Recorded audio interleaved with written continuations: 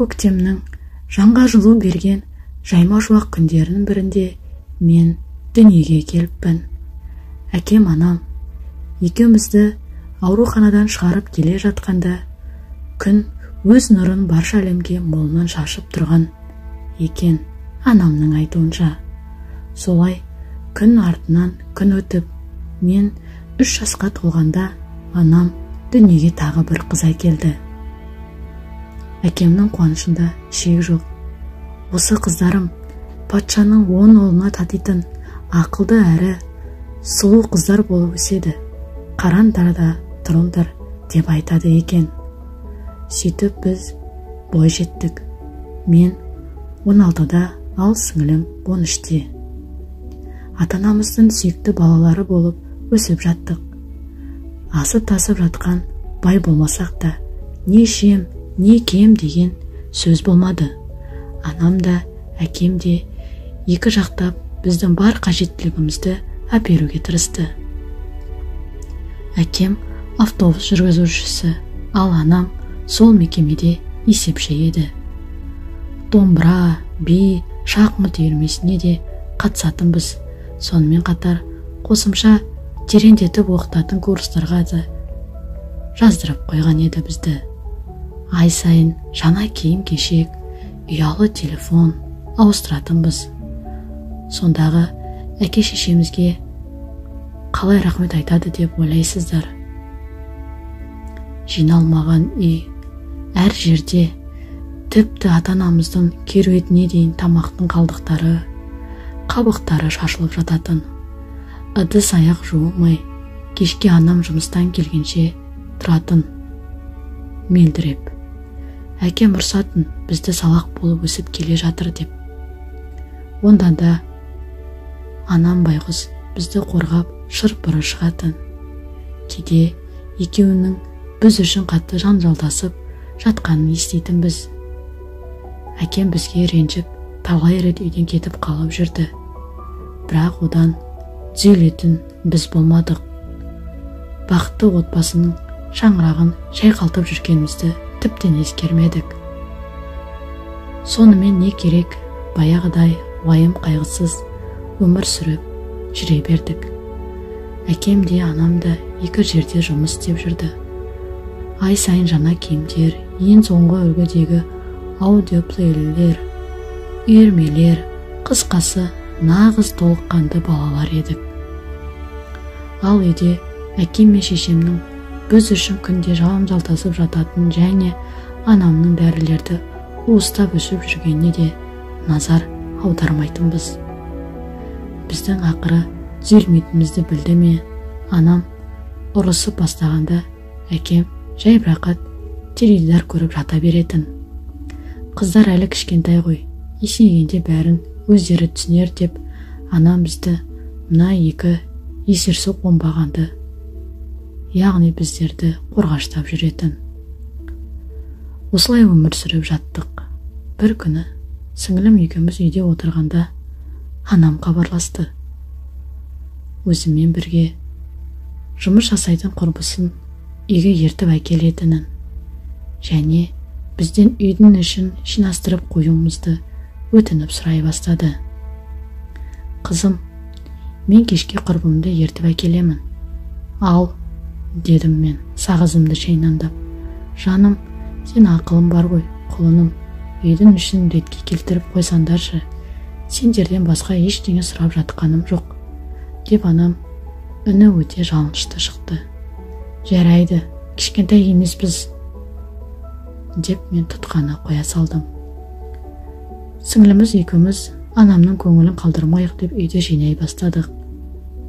Бір уақытта сүйікті сериалымыз басталып, біз тәтті тамақтарды алдымызға үйіп қойып, теледидар тамашалауға кірістік.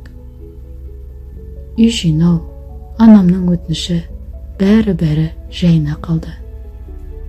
Тек әлде уақыттан соң есіктің кілтпен бұрылған дауысы шығып, және анам үйге кіріп келген соң ғана есімізді жидық. Құрбысы да келіпті.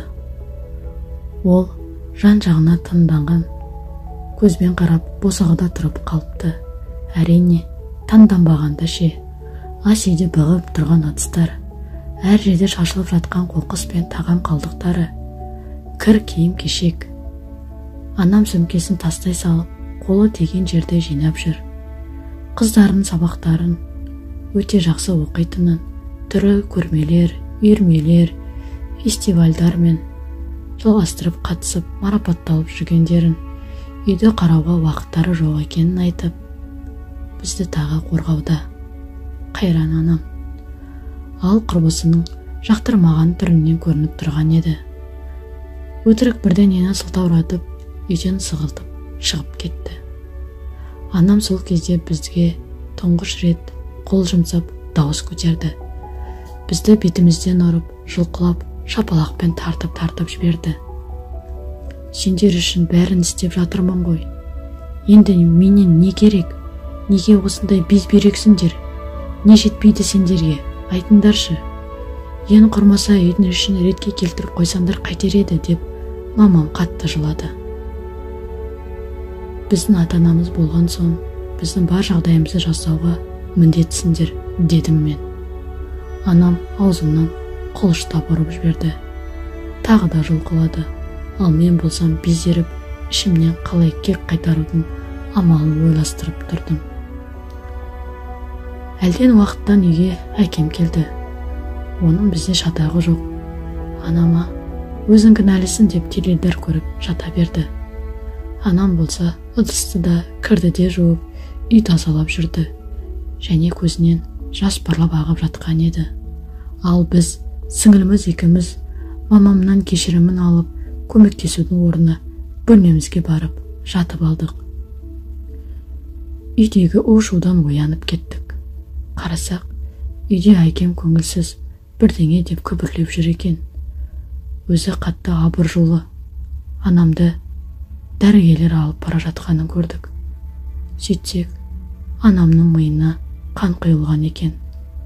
Бірнеше ай бойы қатты қан қысымынан азап шегіп, дәріні уыстап ішіп жүргені сол екен. Қайрам анам ауруханада 2 күн ес-түссіз жатып, 3-ші күні қайтпас сапарға аттанып кетті. Жүрегімді біреу жұлып алғандай болды. Мама, енді ол жоқ. Оған сене алмадым. Көндіге алмадым. Исалам адам сияқты состиып анамның суретіне қарап тұра бердім. Ішім қанжылап жатқан еді. Тіпті өзіме қол жұмсамақ болдым. Бірақ мені бір нәрсе алға жібермей тұрды. Ол мені қапсыра құшақтап жылап тұрған сіңілім еді. Кешірші бізді, анашым. Анам қайтқан соң, әкем үйге мүлдем келмейтін болды. Қонбайды да, тамақта ішпейді, жейдесін жууға да бермейді. Сендер әлі кішкендайсыңдар ғой, дейді. Ондайда яттан өліп кете жаздаймын. Үйге келмей, автобус станциясына қонып, көшеден тамақтанып жүрген жақсы білетін едік. Аяғына жығылып, жылап, үйге қайтуын сұрап, кешірімін алғандай болдық. Әйткенмен, әкемнің бізге көңілі суыған еді. Бізді бауырына басып тұрып, мені алтын қазынамнан, өмірімнің мәнінен айырдыңдар, деп өксіп жылады. Қазір анам жоқ. Әкем үйге онша келмейді. Тек қажетіңе жаратындар деп ақша беріп тұрады. Сүйрелендеп өмір сүріп жатырмыз. Көңілсіз. Анамды қатты сағынамын. Онымен өткізген әрбір минутымды еске аламын. Дәл қазір анамды қайтару үшін бәрін де беруге даярмын. Бірақ әттен ештеңе орнына қайтып келмейді. Сондықтан айтарым, әрқашан аналарыңызды қадірлеңіздерші. Ата-аналарыңыз болмаса бұл өмірде бала деген ешкім емес екен. Оларды ренжіту өте оңай, ал кешірімін алу, жүрегіндегі жарасын жазу қиынның қиыны. Ата-анамыз кейде сондай дәрменсіз, қорғаушысы жоқ жас нәресте сияқты көрініп кетеді. өтінемін, оларды ренжітпеңіздерші.